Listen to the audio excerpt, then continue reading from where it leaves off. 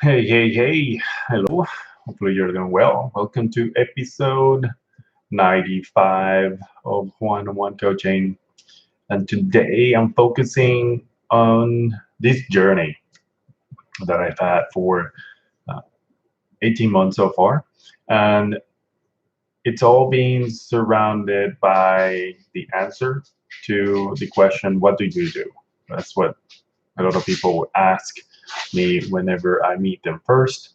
And it's an interesting exercise because if I were to ask you the same thing, what did you do? You will most likely answer with your title or answer with a specific task that you do or some other indication, or not indication, but some other label that allegedly represents what you're doing. But there's actually something more intriguing or more meaningful um, to use as an answer to that question. And it's probably one that helps you get started in creating a life that really means something to you, that a life that you're living and performing in a way that's closer to what truly is you, what truly represents you. And that question really is more into the why. Why do you do what you do? You could have started doing it because that's the first job that they offer you. You could be doing it because that's what goes with your college degree. You could be doing it because your parents told you that was a good thing to do. But beyond that, why do you do what you do?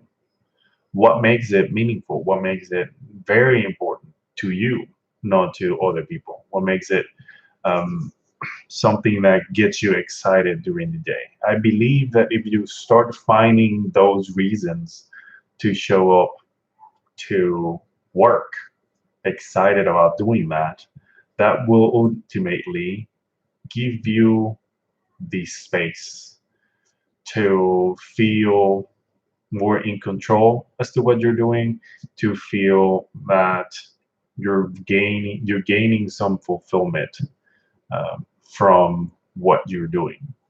It doesn't matter what other people think about what you do. It doesn't matter what you think, what other people think about what you do.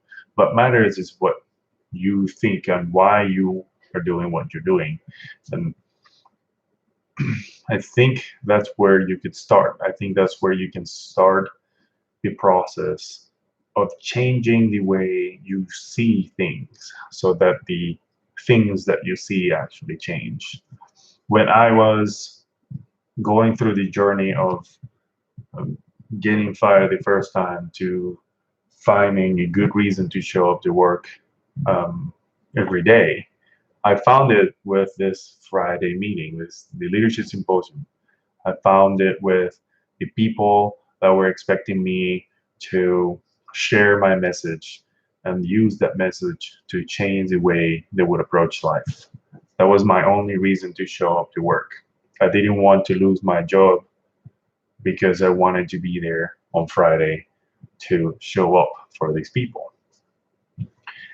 Now, why did you show up to work? If you don't really have a good reason or a reason that inspires you or that really excites you, then go through the exercise of finding what that reason could be. It could be that one person, it could be one outcome that you produce for everyone that you work with, it could be the people you work with and what the change that you create in their life.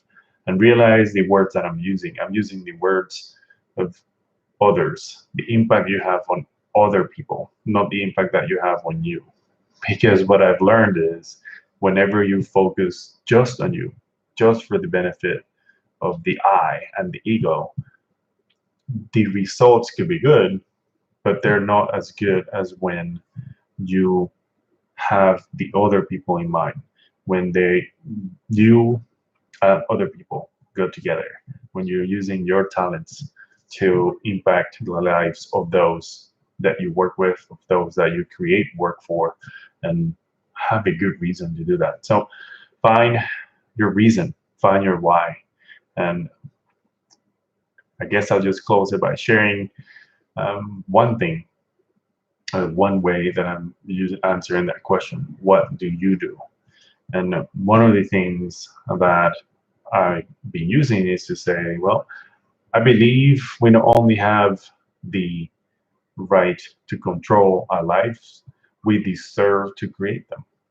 And in the process of believing that, what I've noticed is that a lot of people are struggling, are stuck, and are frustrated because they haven't been able to balance the time they spend on building their success with the time for the things and the people they love.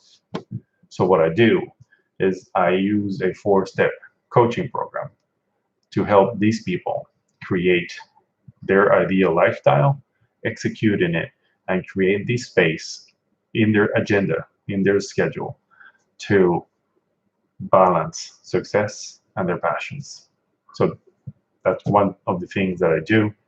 And there could be other ways that I could do it. For the most part, focus on yours. Why do you do what you do? And then go do that. Paint everything you do with that flavor, with that idea, with that concept in mind, and you'll see that some of the things that you experience as limiting will probably open doors for bigger and much better things. Have a good one, and I'll see you on the next one.